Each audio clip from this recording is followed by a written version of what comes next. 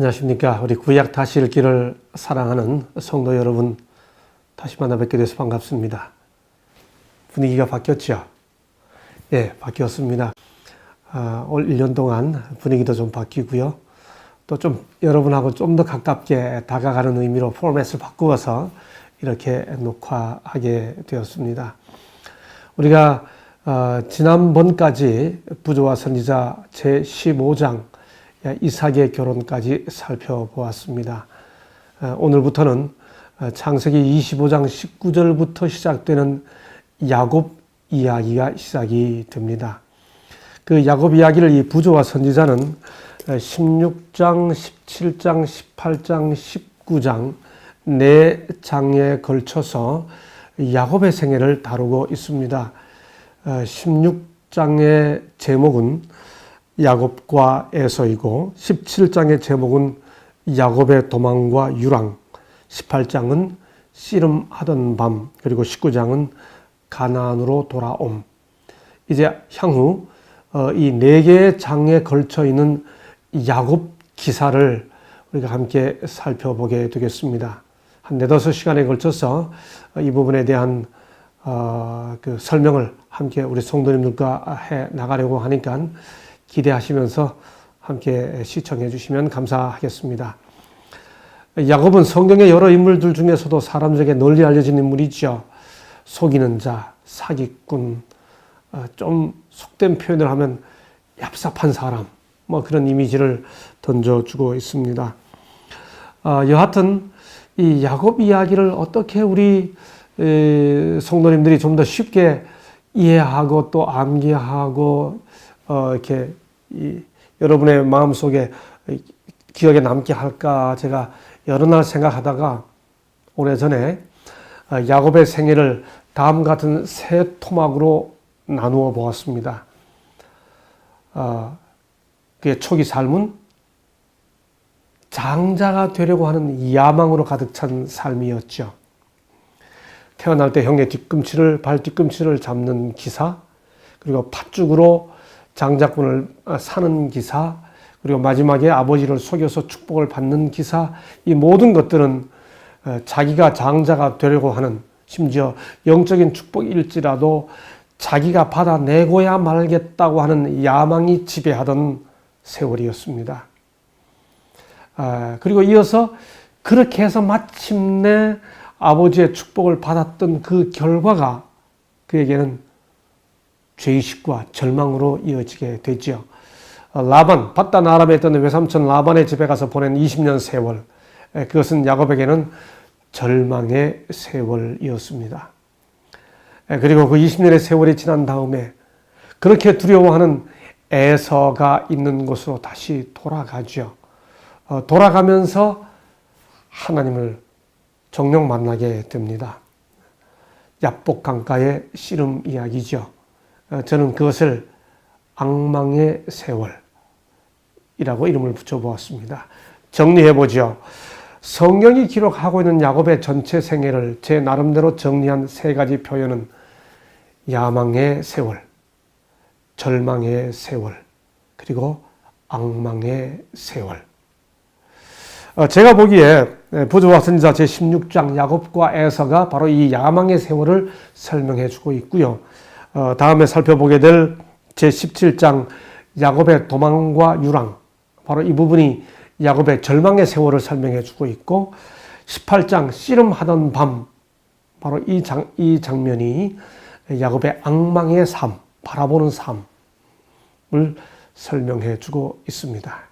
이제 그런 큰 맥락을 가지고 야곱 기사를 설명하고 있는 창세기 기사, 그리고 그 기사를 설명하고 있는 부조와 선지자의 내용들을 함께 살펴보도록 하겠습니다. 시작하기 전에 야곱 하면 그 앞에 항상 누가 서 있습니까? 에서가 서 있죠. 야곱의 쌍둥이 형 에서. 우리가 흔히 나를 비추어 보기 위한 또 다른 자아를 가리켜 alter ego라고 표현합니다. 어쩌면 야곱에게는 이 에서가 alter ego, 자기의 또 다른 자아였을까요? 어떻게 생각하십니까? 여러분 한번 재밌게 생각해 보시죠. 야곱과 에서가 일란성 쌍둥이였을까요? 이란성 쌍둥이였을까요? 두 사람이 너무 다르죠. 그런 맥락에서 아마도 이란성 쌍둥이였는지 모르겠습니다. 아마 그랬을 겁니다.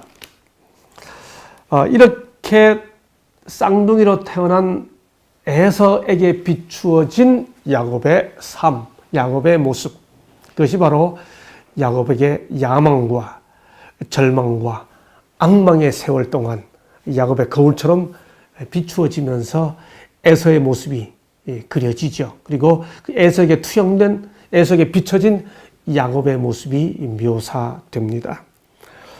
오늘 그렇게 큰 맥락을 가지고 이해하면서 야곱의 야망의 세월, 부족과 선지자 제16장 야곱과 에서를 살펴보겠습니다. 이 장은 창세기 25장 19절로 34절 그리고 27장에 근거하고 있습니다. 제가 시작하면서 조금 전에 야곱의 야망이 어떻게 나타났는지를 표현해주는 세 가지 주제가 있다고 말씀을 드렸습니다. 첫째는 탄생 순간에 형의 뒤꿈치 잡은 모습, 둘째는 그 유명한 팥죽 사건, 그리고 셋째는 아버지를 속여서 형 대신에 아버지의 축복을 받는 사건. 그 하나하나 사건이 의미하는 바를 하나하나 사건이 우리 독자들에게, 성경 독자들에게 가르쳐주는 야곱의 야망에 대해서 함께 살펴보겠습니다. 먼저 창세기 25장 19절에 보면 이삭이 40살에 결혼합니다. 그리고 26절에 보면 60살에 두 아들을 낳죠. 40살에 결혼한 이삭과 리브가가 자식이 없어 기도합니다. 그래서 21절에 보면 이삭이 그 아내가 잉태하지 못함으로 그를 위하여 여호와께 간구하며 여호와께서 그 간구를 들으셨으므로, 여러분들이 21절만 그냥 읽으면 잉태하지 못함으로 기도하였더니 여호와께서 들으셨다, 금세 기도하고 금세 응답한 것 같죠. 그러나 이 19절, 20절과 26절을 연결시켜 살펴보게 되면 이 기도는 20년 드린 기도인 것을 알 수 있습니다. 왜냐하면 이삭이 40살에 결혼해서 60살에 아들을 낳기 때문에 그렇죠. 자, 잉태했습니다. 잉태했을 때 하나님께서 그 부모들에게 알려주죠. 23절. 이 민족이 이 족속이 저 족속보다 강하겠고 큰 자는 어린 자를 섬기리라. 그러니까 동생이 장자가 될 것임이 잉태 중에 예언됩니다. 여하튼 이렇게 해서 출산이 이루어지죠. 자, 이 출생 과정에서 야곱의 성격을 묘사해주는 유명한 성경절이 있습니다. 26절입니다. 후에 나온 아우는 손으로 에서의 발꿈치를 잡았으므로 그 이름을 야곱이라 하였으며, 야곱이란 이름 자체가 발꿈치를 잡는다는 뜻입니다. 그래서 이름이 야곱입니다. 여러분, 이 구절이 나타내주는 이미지가 뭐죠? 와, 얘는 태어날 때부터 자기가 형이 되려고 앞서 나가는 형 발 뒤꿈치 잡았구나, 그렇게 느껴지죠. 여러분, 그런데 실제로 태어나는 태아가 자기가 형 되겠다고 앞서 나가는 형 발 뒤꿈치를 의지를 갖고 잡을 수 있습니까? 없죠. 어쩌면 그것을 살펴본 이는 산모인 리브가보다는 아버지인 이삭이었거나 돕는 산파였을 겁니다. 여하튼 그 출생 과정에서 이를 알게 된 부모들이 그렇게 했는데, 야곱의 전 생애가 지나고 난 이후에 그때 그 어쩌면 앞서 나가는 형의 발 뒤꿈치에 닿았던, 그것을 이렇게 주게 됐던 야곱의 그 출생 시의 모습이 어쩌면 야곱의 모습을 그대로 나타내 주는 것 같은 상황이었기에 성경 기사 속에 이 내용이 그렇게 포함되어 있는 거죠. 여하튼 결과적으로 이 태어날 때 이렇게 태어났다는 것을 통해서 뭘 알 수 있나요? 얘는 태어날 때부터 아예 그렇게 생겨 먹었어 라고 하는 그 부모의 이해나 암시가 나타나 있는 것입니다. 태어난 이들이 성격이 전혀 다릅니다. 27절 아이들이 장성함에 에서는 익숙한 사냥꾼으로 들 사람이 되고 야곱은 조용한 사람인 거로 장막에 거하니. 성격이 완전히 달라졌죠.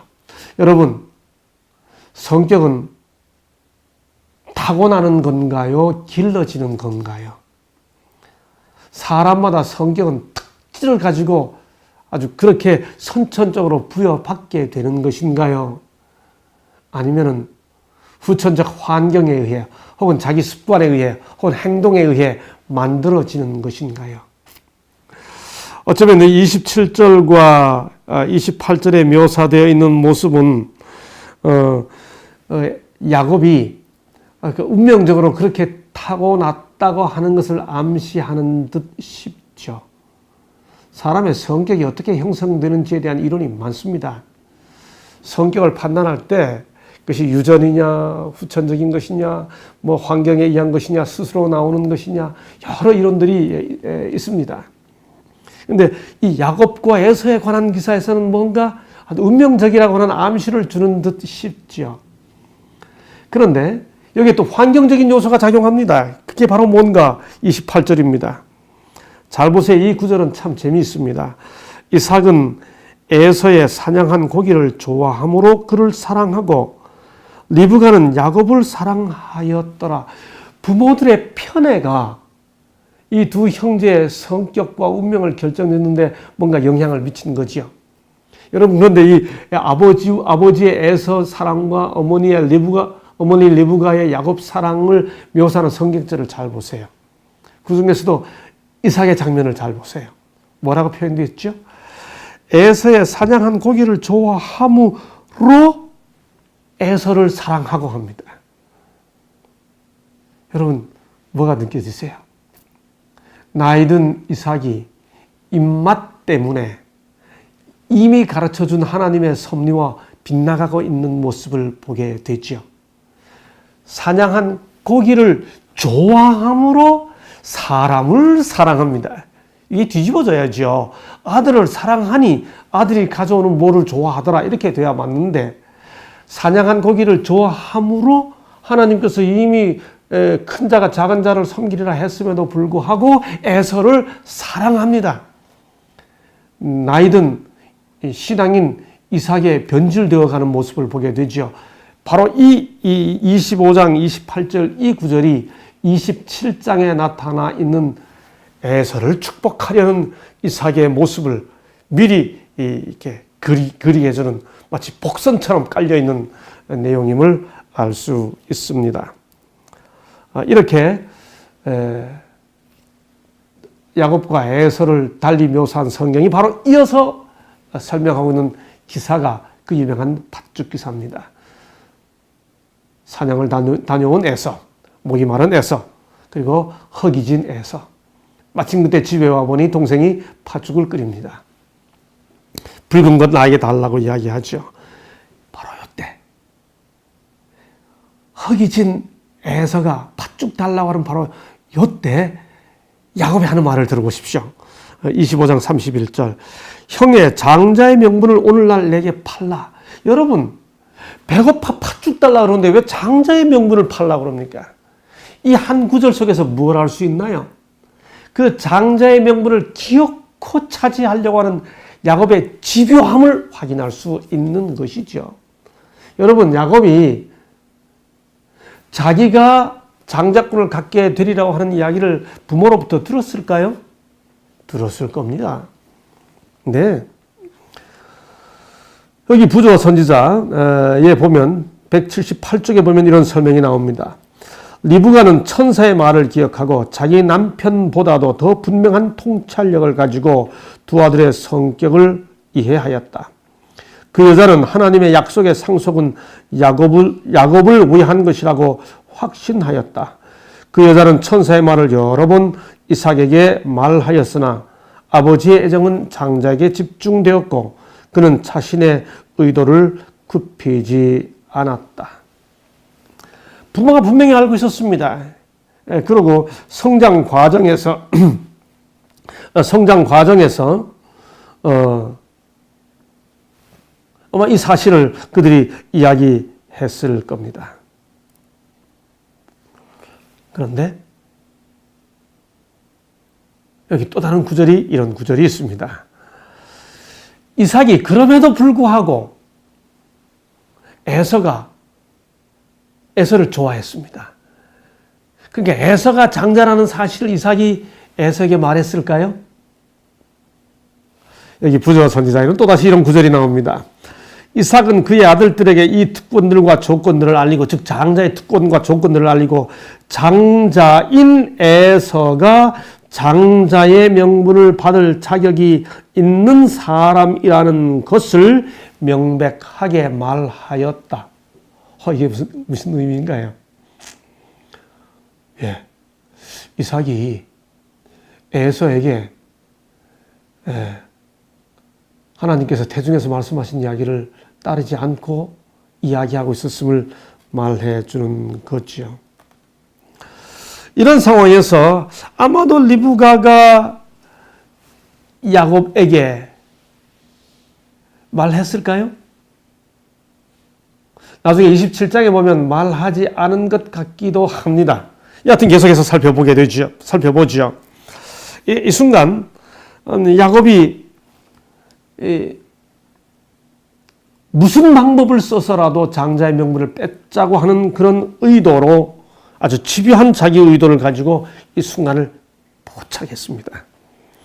장자의 명분을 내게 팔라. 장자의 명분은 세 가지 특권이 있었죠. 첫째, 두 배의 재산 상속권. 둘째, 집안의 제사장 권한, 직분 권한. 셋째가 메시아의 조상이 되는 권한입니다. 그런데 에서는 이 권리에는 관심이 있었는지 모르지만 그 권리에 따르는 의무와 조건은 아주 번잡하고 자기를 부담스럽게 하는 것으로 생각하고 있었죠.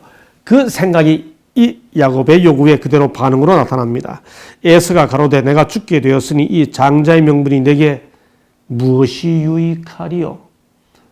장자의 명분에 대한 에서의 평상시 생각을 그대로 드러내고 있습니다. 쉬운 말로 하면 뭘까요? 먹고 살기 급한데 하나님 믿는 게 무슨 소용이 있어? 라고 하는 말과 마찬가지죠. 34절은 이렇게 생각했던 에서의 생각을 장자의 명분을 경홀히 여기었다라고 말하고 있습니다. 장자의 명분을 경홀히 여긴 에서의 정신을 히브리 12장 6절은 망령된 자라고 표현하고 있습니다. 야곱은 그가 경외하는 하나님에 대한 경험적 지식을 가지고 있지 않았다. 야곱이 이 기회를 포착해서 장자의 명분을 뺏어가려고 할 때 이런 선택에 끼쳐진 이 이삭과 리브가의 영향을 분명히 이해해야 합니다. 앞에서 말씀드린 것처럼 분명히 하나님께서 태중에서 말씀해 주셨음에도 불구하고 부조와 선지자의 설명에 의하면 이삭은 에서가 장자의 명분을 가졌다고 말합니다. 그리고 리브가는 야곱에게 그 사실을 알려줍니다. 야곱은 장자의 명분이 자신에게 주어지리라는 하나님의 암시를 어머니에게서 배우고 그의 마음은 그것이 줄 특권에 대한 말할 수 없는 소망으로 충만하였다. 갈라지기 시작하는 거죠, 가족이. 이삭이 에서의 사냥한 고기를 좋아하므로 그가 장자이 될 것이라고 말하고, 리브가는 하나님의 약속을 붙잡고 에서에게 말해줍니다. 여기에서 믿음의 가족들이 서로 갈라지고 있는 모습을 보게 되죠. 그런 배경에서 갈망을 가지고 있던 야곱의 의도가 이 팥죽 사건 속에서 나타난 것이죠. 그게 영원한 사물에 대한 애정과 그 특권을 누리려고 하는 야곱의 집착이 하나님의 섭리를 기다리는 신앙으로 성숙되어 나타나지 않은 것입니다. 야곱은 그가 경외하는 하나님에 대한 경험적 지식이 없었다라고 부조와 선지자는 야곱의 의도를 설명하고 있습니다. 이제 야곱의 이런 집착이 그대로 아주 대표적으로 아주 절정으로 나타난 것이 아버지를 속여서 축복을 받는 장면이죠. 창세기 27장 사건입니다. 이삭이 늙었습니다. 심지어 앞을 보지 못하게 됩니다. 이삭은 그가 사냥한 고기를 좋아했던 대로 에서에게 축복하려고 합니다. 불렀습니다. 근데 이 장면을 리브가가 엿듣습니다.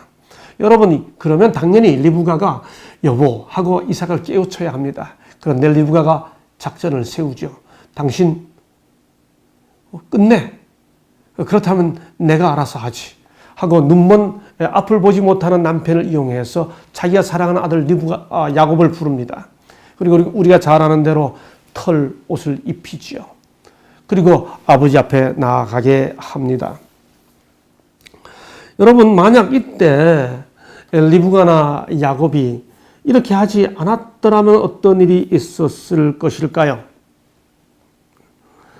하나님께서 일하실 때까지 기다렸더라면 그분의 말씀은 그분께서 정하신 때에 성취될 것이었다.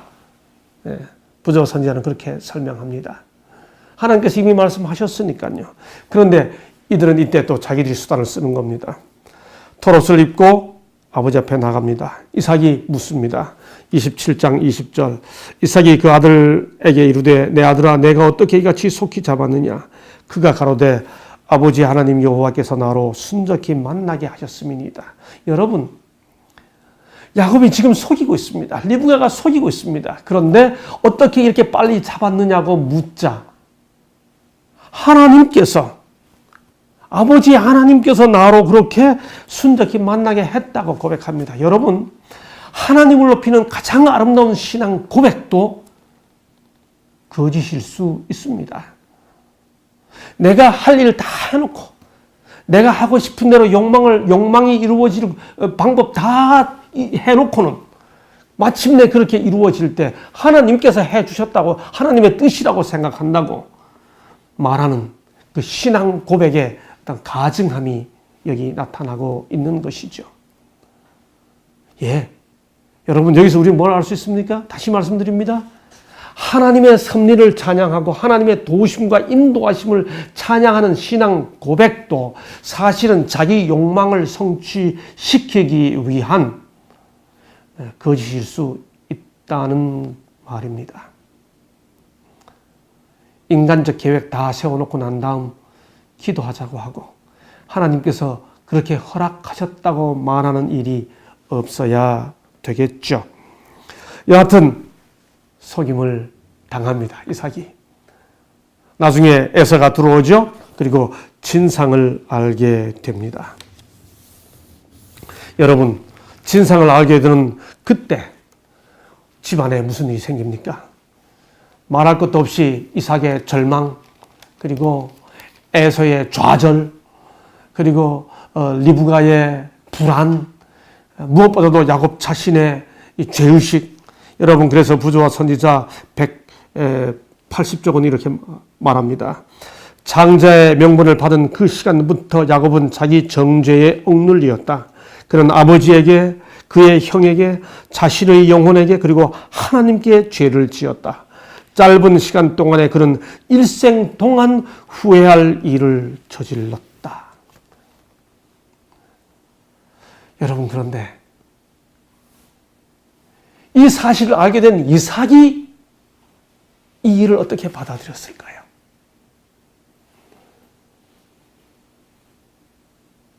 둘째 아들이 자기를 속이고 하나님의 축복을 뺏어갔다는 이 사실을 알게 되었을 때 이삭이 어떻게 했을까요? 소리 지르며 야곱을 저주했을까요? 여러분, 부조 선지자 181쪽은 다시 이렇게 말합니다.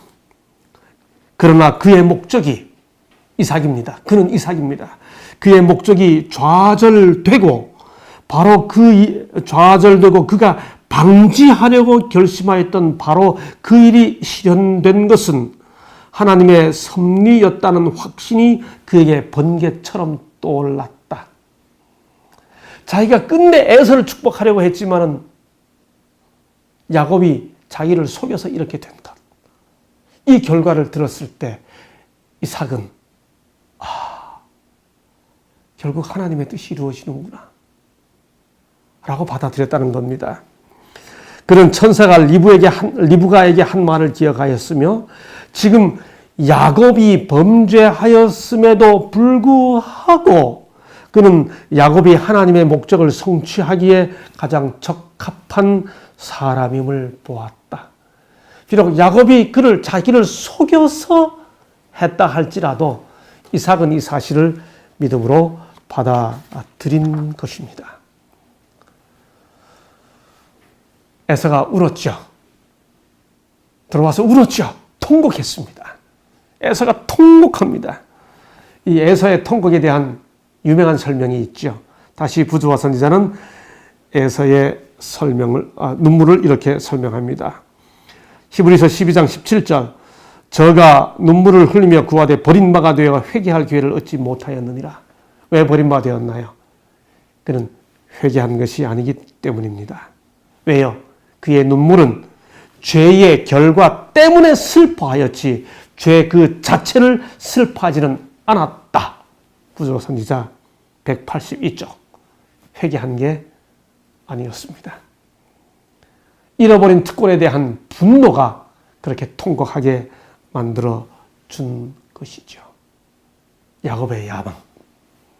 형의 발뒤꿈치를 붙잡고 팥죽의 기회로 장자권을 사고 마침내 아버지를 속이면서까지라도 축복을 받아내려고 했던 야곱의 야망. 그 야망은 일생 동안 야곱을 짓누르는 죄의식이 됩니다. 하나님의 때를 기다리지 못한 결과이었죠. 오늘은 여기까지 하겠습니다.